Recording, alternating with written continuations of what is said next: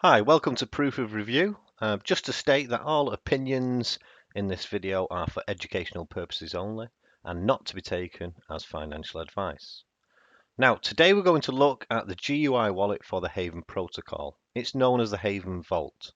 Now, Haven protocol is a Monero fork with some unique features that allow you to swap your coins to an algorithmic stablecoin based on US dollars.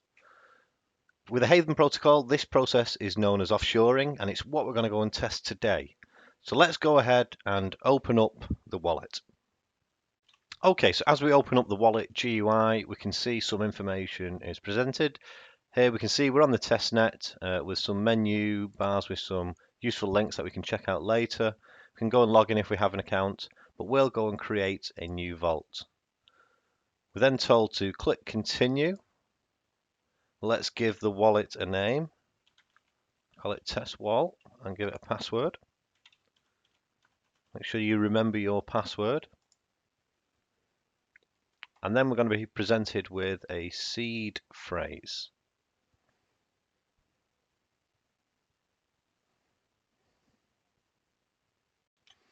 Okay, so here is our seed phrase, which we must save in a safe location.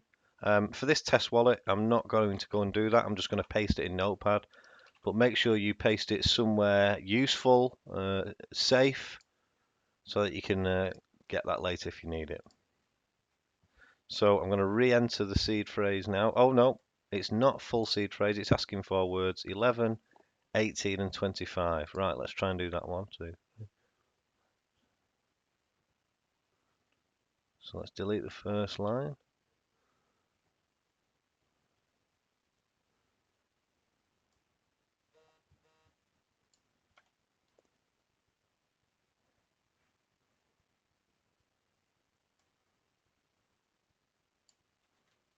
Excellent. Okay, so we'll go ahead and we've logged in. So immediately we're on the assets screen and we can see some information about all the assets that we've got in the wallet. Clearly there's nothing in this wallet at the moment as it's brand new.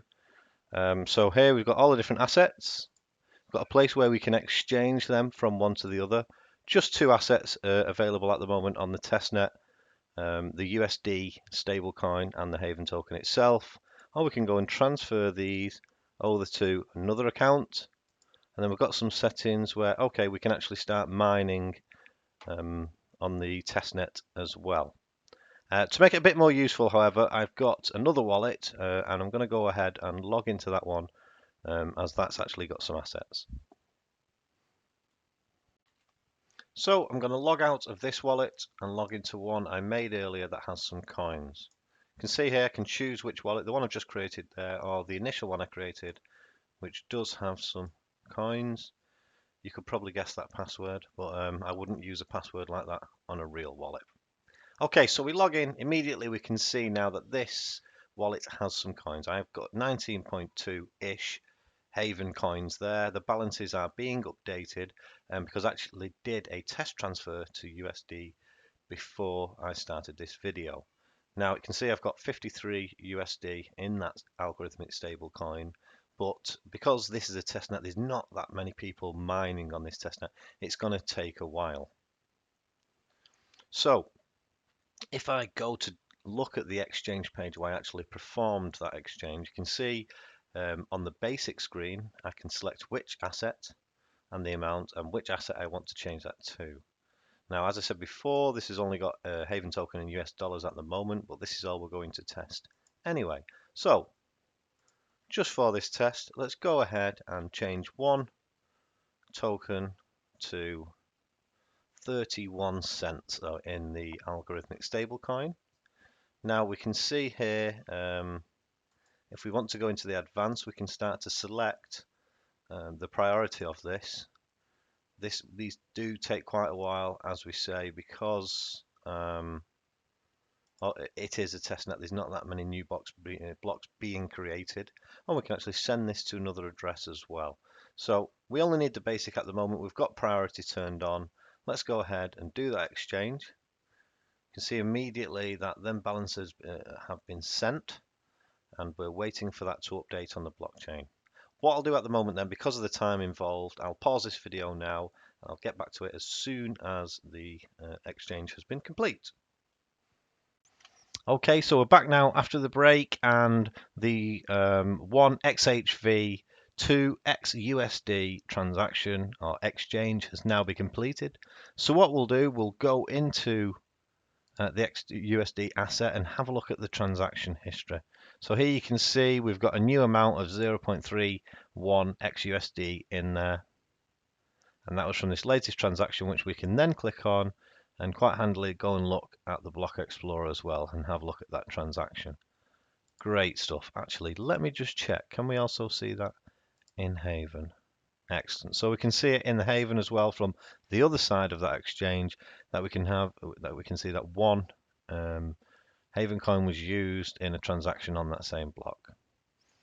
Okay, now this balance looks slightly different really to before the break. So let me take you through what was happening there and assure you that everything has worked out fine. So on my trusty notepad, I'm going to show you the initial state, which was when I had 19.2 in my balance and 19.1193 in pending. So let's jump back to the video. And we can see here I've got the 19.2. This is a video I recorded before the break, by the way. 19.2 in balance, but 19.11 pending. And that's a total of 38.3. I then did a 1 XHV to 1 USD exchange. And it's then showed, if we go further back to the video and just track that through, see the balance then went to 0, but all of my XHV were in pending. That's because that swap uses more XHV than you're actually swapping, and then gives it you back as change after the transaction is completed. So we then had a balance of 36.795. And then what happened is that initial state pending transaction came through. So while I wasn't recording that bit, I then, after that state, had a balance of 19.1, but the 17.6762 from that one XHV USD swap was still pending. Now we've gone to the final state where all the balance is in my standard balance and nothing is pending, and I have 36.7955 and one extra xUSD. Just as a clarification, I've spoken to the Haven team, and the times in terms of exchanging assets from Haven to xUSD and back have actually been set within the white paper, and there is a reason for these times, and it's to try and stop bad actors from manipulating the price of xUSD on exchanges. So if you want to read further about that, it's on page 10 of the white paper, and there have been articles written about it as well. Again, just a clarification, I did mention earlier that that was because I thought that was because it was on the testnet, but it is intentional. Okay, so we first tested the offshoring and onshoring on the testnet when it was available on command line. We've now gone through and looked at the vault and been able to do that same process on the vault. So the Haven team are really moving things forward. The wallet looks nice and clean and simple. It was very easy for me to do this exchange, and I can then, when I'm on the mainnet, save some of those fees by knocking that priority down or changing the priority up if I want it a bit faster. I can go through and transfer funds to another wallet, and there's a few simple settings, like it's got mining built in, and you can change the theme. Now I did try the mining, but on this old PC I wasn't doing very many hashes. Perhaps you can do a little better. Okay, thanks for tuning in. Hope you found it useful, and if you've got any suggestions about which wallets or projects to look at next, please give us a shout. Make sure you hit the like button if you found it useful, and subscribe for all the latest videos from Proof of Review. Thanks a lot, and goodbye for now.